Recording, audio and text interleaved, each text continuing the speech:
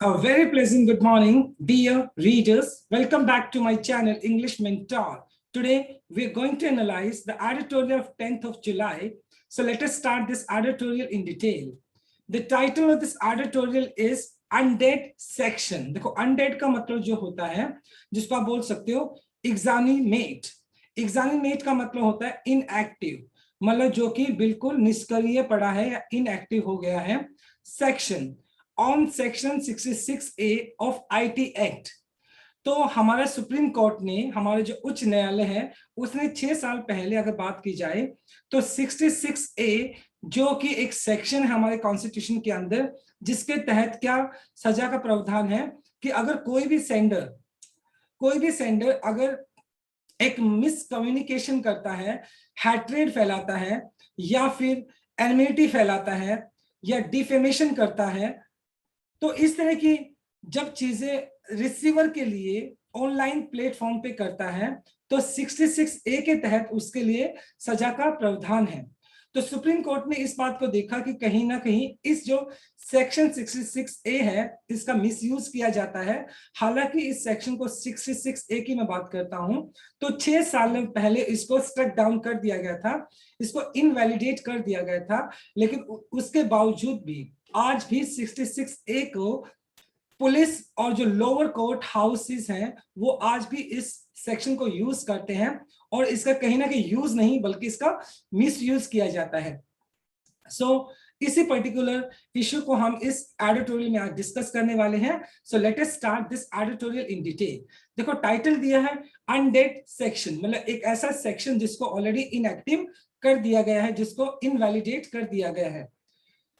The invalid section 66A।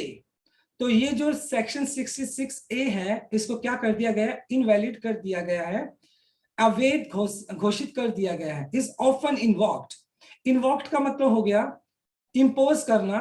क्या होता है इंपोज, लागू करना आउट ऑफ इग्नोरेंस। हालांकि इसको 6 साल पहले इसको क्या कर दिया गया था, इसको स्ट्रक डाउन कर दिया गया था, लेकिन इसके बावजूद भी अज्ञानता के कारण पुलिस या फिर लोअर कोर्ट हाउसेस हैं वो इसको क्या करते हैं, अज्ञानता की वजह से इस 66A को आज भी फिलहाल भी अगर बात की जाए इसको इंपोज किया जाता है, इसको लगाया जाता है।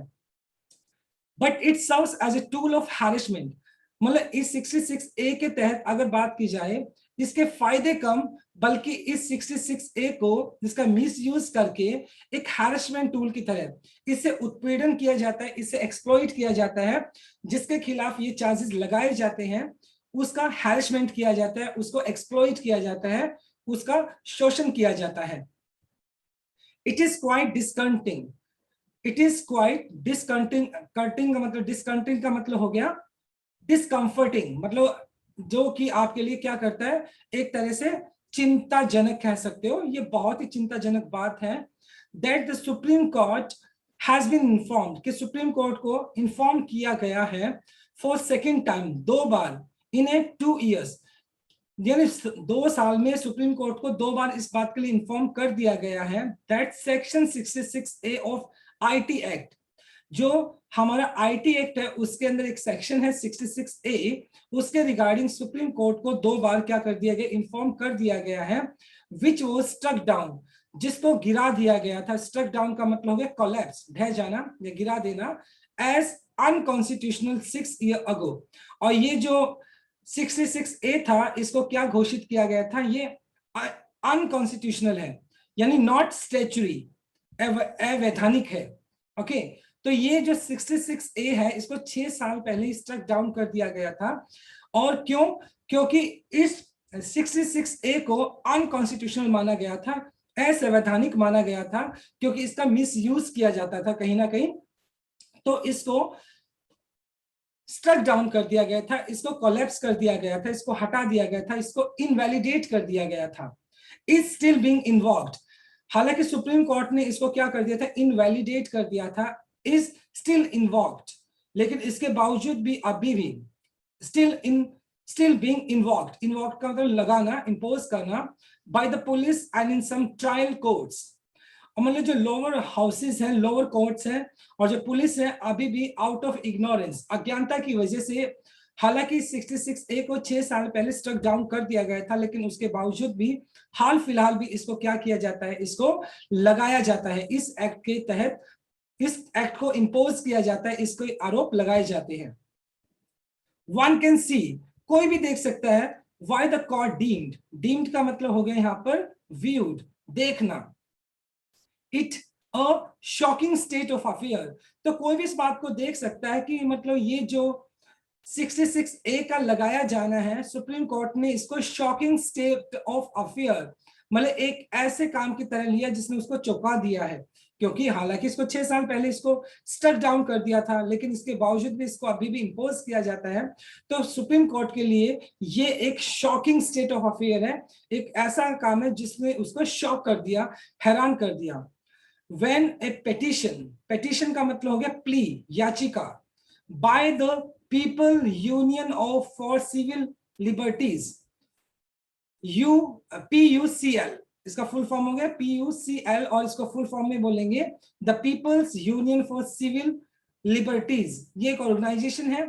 Came up for hearing, came up for hearing, और इसके लिए मतलब PUCL ने एक पिटीशन डाली थी कि 66A को, जो कि IT एक्ट है, इसका गलत तरीके से यूज किया जाता है।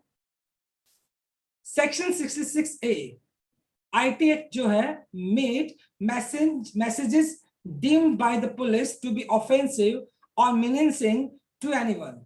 देखिए यहां पर क्या होता है, जनरली सेक्शन 66A की अगर बात की जाए तो मेड मैसेजेस डीम्ड का मतलब व्यूड या कंसीडर करना, by the police to be offensive, to be offensive, offensive का मतलब हो गया लॉथसम, आपत्तिजनक। मीनिंग का मतलब हो गया डेंजरस, खतरनाक। और दोस दैट कोज अनोयंस और क्रिमिनल ऑफेंस, या वो मैसेजेस क्या करते हैं जो कि अनोयंस, नाराजगी, या क्रिमिनल ऑफेंस, या जो कि अगर बात की जाए क्रिमिनल, अपराधी। ऑफेंस मतलब हो गया मतलब एक ऐसा अपराध, अपराध कह सकते हो जो मतलब क्रिमिनल ऑफेंस की बात की जाए। तो मतलब पुलिस क्या करती है, पुलिस इन मैसेजेस के थ्रू अगर किसी भी तरह का ऑफेंसिव, कोई भी लॉथसम, आपत्तिजनक, खतरनाक कह सकते हो मीनेंसिंग, या जिससे कोई अनोयंस या फिर क्रिमिनल ऑफेंस को बढ़ावा मिलता है, तो उसके तहत 66A के तहत उसके अंदर चार्जेस लगाए जाते हैं। If this were sent through a computer और कंप्यूटर सोर्सेज, और ये जो ऑनलाइन होना चाहिए, मतलब अगर इस तरह का कोई भी एक मैसेज सेंड थ्रू, जिसको भेजा जाता है कंप्यूटर या कंप्यूटर का कोई भी सोर्स होता है, अगर इस तरह का कोई भी जैसे क्रिमिनल ऑफेंस होता हो, या अनोइंस फैलती हो, या ऑफेंसिव मैसेज हो, या डिफेमेशन हो, तो इस तरह के मैसेजेस अगर भेजे जाते हैं सेंडर के द्वारा, और रिसीवर अगर इस बात का कोई कंप्लेन करता है, तो पुलिस उसके खिलाफ 66A के तहत चार्जेस लगाती है।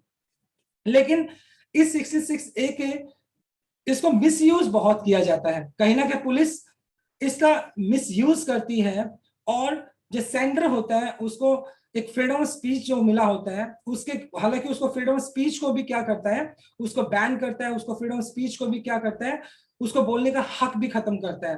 तो पुलिस अनवांटेड तरीके से 66A का यूज करके उसके ऊपर चार्जेस लगा देती है, जिसकी वजह से सुप्रीम कोर्ट ने इसको कंसीडर किया और 6 साल पहले इसको क्या कर दिया था, स्टक डाउन कर दिया था। लेकिन ये बात क्वाइट शॉकिंग थी अभी भी सुप्रीम कोर्ट के लिए कि 66A को स्टक डाउन करने के बाद भी फिलहाल भी इसको इन्वॉक किया जाता है, इसको लगाया जाता है, पुलिस भी इसको लगाती है। At the same time some trial courts, जो लोअर हाउस जो कोर्ट है, वहां पर भी इनको क्या किया जाता है, इंपोज किया जाता है। हालांकि इस पर्टिकुलर सेक्शन को इनवैलिडेट कर दिया गया है, इसके बावजूद भी इसको लगाया जाता है। So this is our very first slide. Now let us discuss some grammar concept. देखो, इज ऑफन इन्वॉल्व्ड, तो ये आपका पैसिव स्ट्रक्चर हो गया, बी प्लस थर्ड फॉर्म आपने यूज कर लिया। ऑफन आपका एक एडवर्ब हो गया, राइट। डिसकंटिन्यू का मतलब हो गया आपका जो आपका एडजेक्टिव की तरह यूज किया जाता है, जो कि आपका चिंताजनक यानी डिस्कंफर्टिंग होता है, इसका मीनिंग। हैज बीन इन्फॉर्म, ये आपका पैसिव स्ट्रक्चर हो गया, प्रेजेंट परफेक्ट पैसिव स्ट्रक्चर।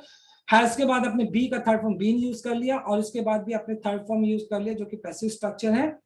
वो स्ट्रक डाउन, ये भी आपका पैसिव स्ट्रक्चर हो गया, बी प्लस थर्ड फॉर्म आपने यूज कर लिया। बी का पास्ट फॉर्म वॉज होता है, तो इसलिए स्ट्रक डाउन आपका थर्ड फॉर्म हो गया। शॉकिंग, V1 प्लस ing जो कि प्रेजेंट पार्टिसिपल एडजेक्टिव की तरह काम कर रहे हैं। फॉर हियरिंग, फॉर आपका एक प्रेपोजिशन हो गया, प्रेपोजिशन के बाद आपने हियरिंग यूज कर लिया, V1 प्लस ing जो कि आपका जीरेंड है। उसके बाद वर्ड सेंट, ये भी आपका पैसिव स्ट्रक्चर हो गया। बी का पास्ट फॉर्म होता है वाज या वर, क्योंकि आपका सब्जेक्ट प्लूरल है तो इसलिए आपका वर यूज कर लिया, उसके बाद आपने V3 यूज कर लिया। इट प्रिस्क्राइब्ड, मतलब 66A के तहत जो भी पनिशमेंट दिया जाता है तो उस इट प्रिस्क्राइब्ड का मतलब होता है रिकमेंडेड, सुझाव देना।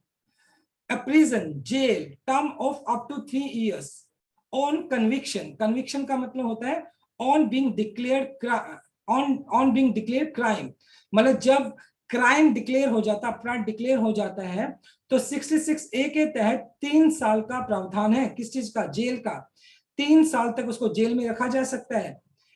इन इट्स लैंडमार्क जजमेंट, लैंडमार्क मतलब रिमार्केबल जजमेंट, मतलब 66A के तहत एक बहुत ही रिमार्केबल जजमेंट आया था इन श्रेया सिंगल 2015। तो ये श्रेया सिंगल के खिलाफ, मतलब उसका एक जजमेंट आया था 2015 के अंदर। The court ruled that, court ने इस बात को रूल किया that the provision was wagyu, ये जो 66A है ये काफी वैग्यू है, अनक्लियर है।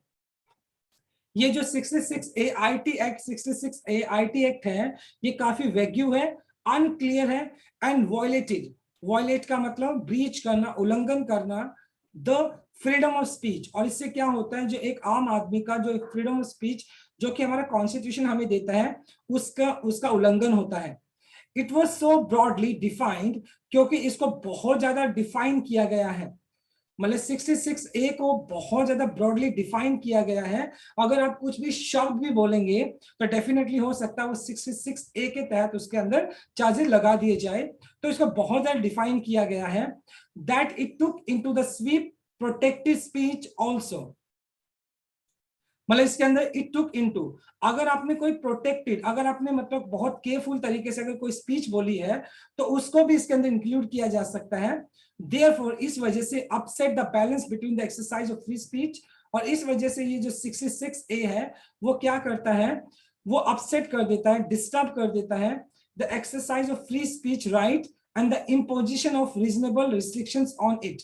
अब देखो मतलब क्या है, ये जो मतलब कहीं ना कहीं एक इम्बैलेंस क्रिएट कर देता है, क्योंकि हमारा कॉन्स्टिट्यूशन हमें क्या देता है, फ्रीडम ऑफ स्पीच देता है, और इसके ऊपर जो इम्पोजिशन लगाना चाहिए कि शब्दों के ऊपर आपको अगर इम्पोजिशन लगाना है, किसी तरह की भी रोक लगानी है, इन्फ्लिक्टिंग का मतलब आरोप लगाना, इन्फ्लिक्टिंग का मतलब हो गया आरोप लगाना, of reasonable restriction on it.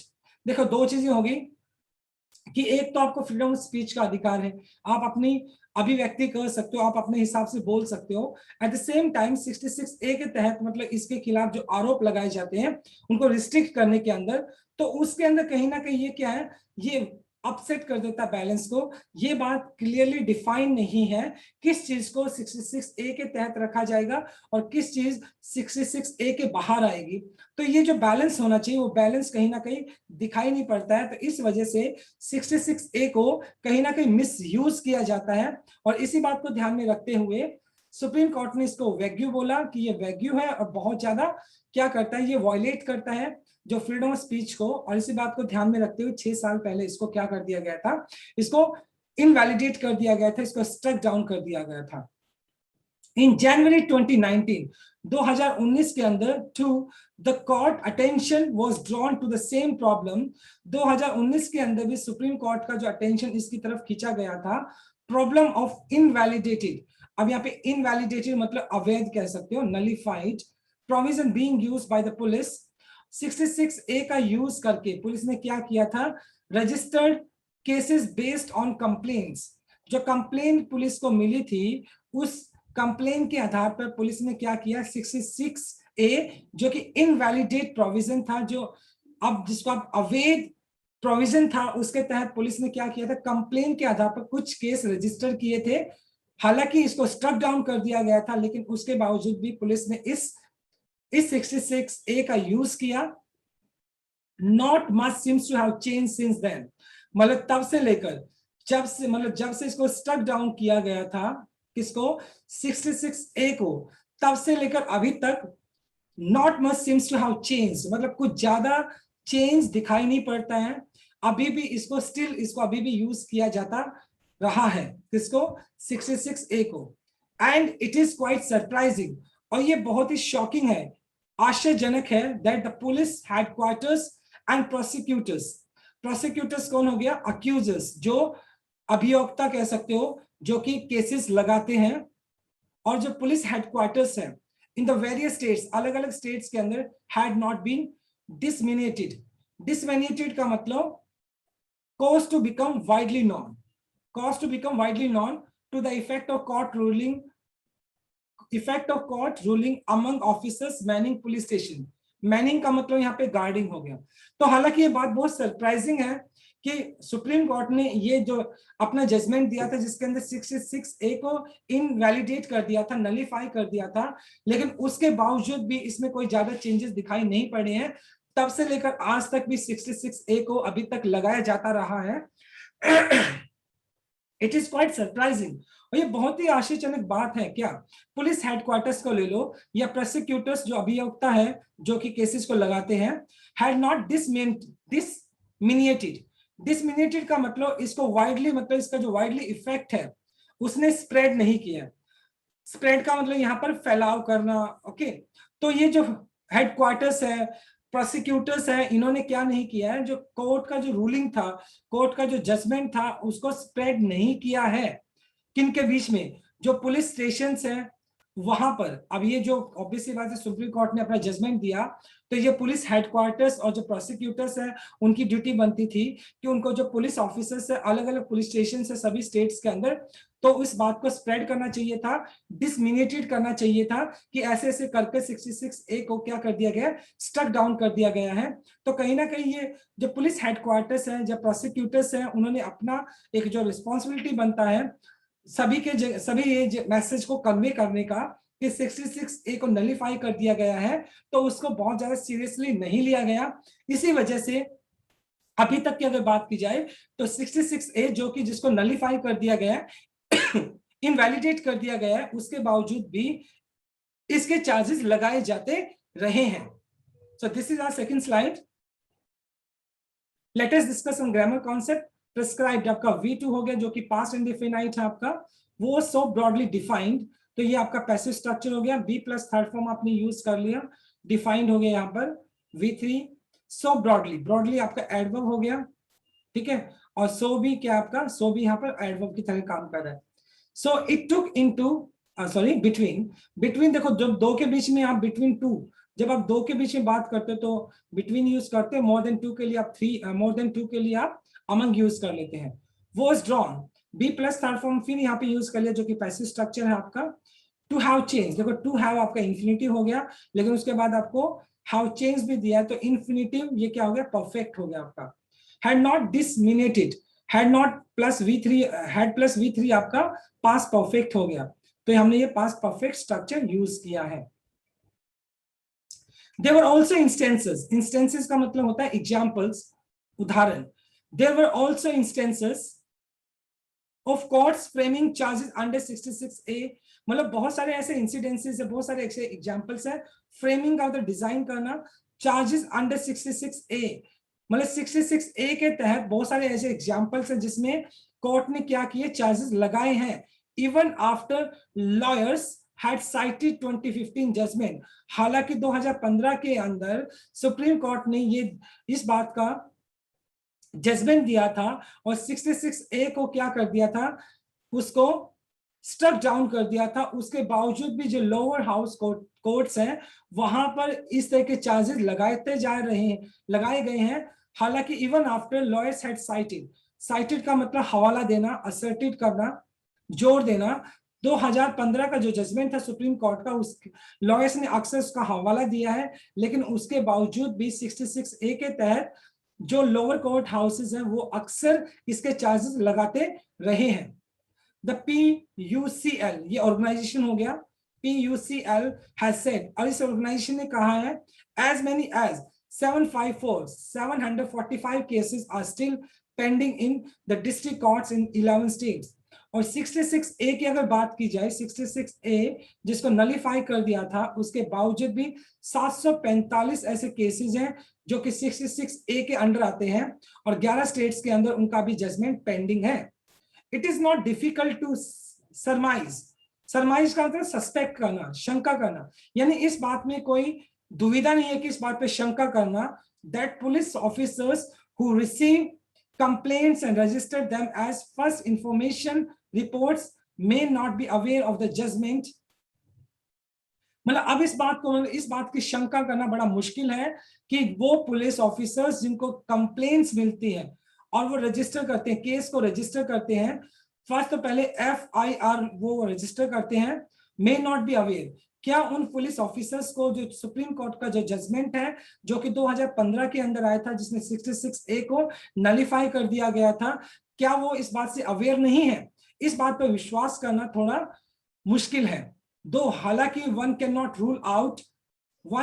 rule out instances of section being invoked deliberately as tool of harassment, और कोई भी इस बात से मना नहीं कर सकता है, क्या मतलब वो उन पुलिस ऑफिसर्स को 66A का जो 2015 के अंदर एक जजमेंट आया था जिसके अंदर इसको इनवैलिडेट कर दिया गया था, उसके बावजूद भी पुलिस अक्सर इस 66A को इन्वॉक करती है, लगाती है, क्या वो पुलिस ऑफिसर्स इस बात से अवेयर नहीं है?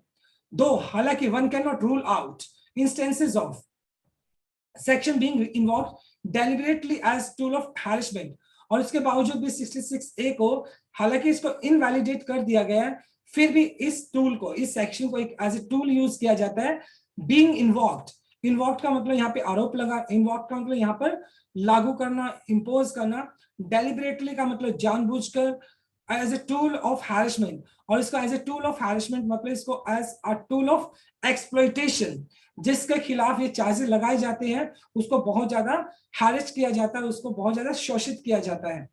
इग्नोरेंस ऑफ लॉ, ये जो कानून की अज्ञानता है, is no excuse for the citizen, मतलब कानून की जो अज्ञानता है किसी भी सिटीजन के लिए, निवासी के लिए, ओके, आम इंसान के लिए कोई ये बहाना नहीं है। It must equally be no excuse for the police officer.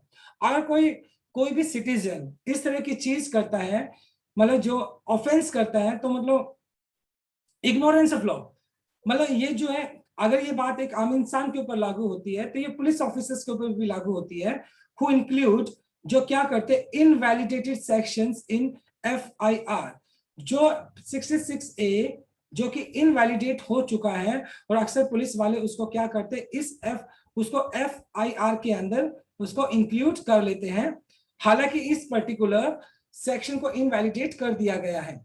Recently police in Uttar Pradesh booked का मतलब अरेस्ट करना, और जर्नलिस्ट, उसने मतलब उत्तर प्रदेश के अंदर पुलिस ने एक जर्नलिस्ट को अरेस्ट किया फॉर डिफेमेशन। डिफेमेशन का मतलब हो गया मॉर्टिफिकेशन, जिसका मतलब होता मानहानि, under section 500 of IPC, Indian penal code. Indian penal code, तो इंडियन पिनल कोड के तहत मतलब जो उत्तर प्रदेश की पुलिस है उसने एक जर्नलिस्ट के खिलाफ चार्जेस लगाए और उसको अरेस्ट किया गया। इवन दो, हालांकि supreme court has ruled that, supreme court ने ये आदेश दिया, ये अपना जजमेंट दिया that defamation, supreme court already, मतलब सुप्रीम कोर्ट ने इस बारे में वर्डिक्ट दिया था, अपना जजमेंट दिया था कि डिफेमेशन, जो मानहानि का जो केस है, कैन बी परस्यूड, परस्यूड का मतलब हो गया चेज करना या फॉलो करना, only by way of private complaints, मतलब प्राइवेट कंप्लेंट्स, अगर प्राइवेट कंप्लेंट्स आती है, अगर कोई इंसान कहता है कि उसके इंसल्ट की गई है, उसके बारे में बहुत बुरा भला कहा गया है, समाज में उसके इंसल्ट बहुत ज्यादा की गई है, तो वो इंसान जिसके साथ ऐसा कुछ हुआ है वो प्राइवेट कंप्लेंट्स कर सकता है, तभी डिफेमेशन के चार्जेस लगाए जा सकते हैं, वरना पुलिस अपनी तरफ से डिफेमेशन के चार्जेस नहीं लगा सकती है। जो कंप्लेंट करने वाला इंसान होता है, अगर वो मानहानि का केस का दावा करता है तभी ये चार्जेस लगाए जा सकते हैं। And there can be no FIR, और उसमें FIR की जरूरत नहीं होती है। अगर पुलिस FIR के अंदर डिफेमेशन को यूज करती है और कंप्लेन उसके खिलाफ नहीं है तो डिफेमेशन के चार्जेस नहीं लगाए जा सकते हैं। So this is our third slide. Now let us discuss some grammar concept. Had cited, ये आपका प्रेजेंट पास्ट परफेक्ट हो गया, had के बाद आपने थर्ड फॉर्म यूज कर लिया. आर स्टिल, देखो आर स्टिल पेंडिंग, तो ये आपका हो गया प्रेजेंट कॉन्टिन्यूअस, और ये स्टिल जो है आपका वो एडवर्ब की तरह यूज किया जा रहा है. हु आपका एक रिलेटिव प्रोनाउन हो गया. रिलेटिव प्रोनाउन से जो पहले आपका नाउन या प्रोनाउन दिया होता है वो आपका एंटीसीडेंट होता है, और वर्ब हमेशा एंटीसीडेंट के हिसाब से यूज होती है. ऑफिसर प्लूरल है तो यहाँ पे देखो रिसीव आपने यूज किया है. बीइंग इन्वॉक्ड, ये आपका देखो इन्वॉक्ड, इन्वॉक्ड V3 हो गया, ये पैसिव स्ट्रक्चर हो गया. बीइंग यहाँ पे जीरेंड की तरह यूज किया जाए तो जीरेंड पैसिव स्ट्रक्चर हो गया ये आपका. इनवैलिडेटेड, यहाँ पे ये V2 हो गया आपका, सॉरी ये सेक्शंस आपका नाउन हो गया, तो इनवैलिडेटेड आपका V3 जो कि पास्ट पार्टिसिपल एडजेक्टिव था यूज किया जा रहा है. हैज रूल्ड आपका प्रेजेंट परफेक्ट हो गया. कैन बी परस्यूड, कैन आपका मॉडल वर्ब हो गया, उसके बाद बी प्लस थर्ड फॉर्म आपने यूज कर लिया, तो ये पैसिव स्ट्रक्चर हो गया आपका.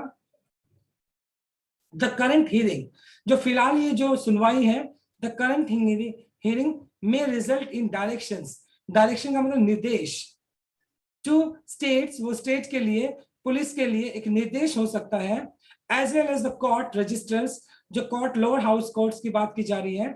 For the appropriate advisers, appropriate का मतलब सुटेबल, एडवाइजर्स का मतलब यहां पर कह सकते हो आप एडवाइजर्स और कंसल्टेटिव, सलाहकर्ता, to both station house officers and magistrate.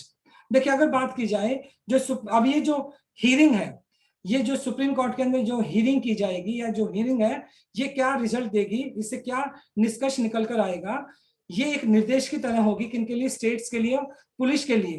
Eight the same time जो लोअर हाउस जो कोर्ट्स हैं, रजिस्ट्रीज हैं, ये जो एडवाइजरीज हैं उनके लिए, और जो स्टेशन हाउस ऑफिसर्स हैं और जो मैजिस्ट्रेट हैं, उन सभी के लिए एक डायरेक्शन हो सकती हैं, निर्देश हो सकते हैं.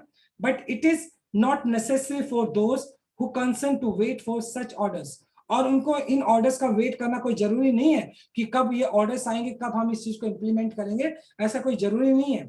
पुलिस चीफ्स, जो पुलिस चीफ्स हैं या डायरेक्टरेट्स ऑफ प्रोसिक्यूशंस, और जो मतलब प्रोसिक्यूटर्स हैं, मस्ट प्रोएक्टिवली, प्रोएक्टिवली का मतलब एक्टिवली, बहुत ही एनर्जेटिक तरीके से, begin a process of conveying into the lower courts, उनको क्या करना चाहिए, जो 66A को नलिफाई कर दिया गया, उसको इनवैलिडेट कर दिया गया है, तो ये रिस्पॉन्सिबिलिटी बनती है पुलिस चीफ जो है, जो पुलिस हेडक्वार्टर्स की रिस्पॉन्सिबिलिटी बनती है, या जो प्रोसिक्यूटर्स है उनको प्रोएक्टिवली, बहुत ही तेजी से, मस्ट बिगिन अ प्रोसेस, एक प्रक्रिया को स्टार्ट करना चाहिए, ऑफ कन्वेइंग, सेंडिंग, कन्वे का सेंड करना, the lower courts, lower court को ये सेंड करना, या इन्वेस्टिगेटर्स जो इन्वेस्टिगेट करते हैं, ऑल इंपॉर्टेंट जजमेंट्स, जितने भी इंपॉर्टेंट जजमेंट्स हैं उनको जज करने वाले, the effects on the practices relating to investigation.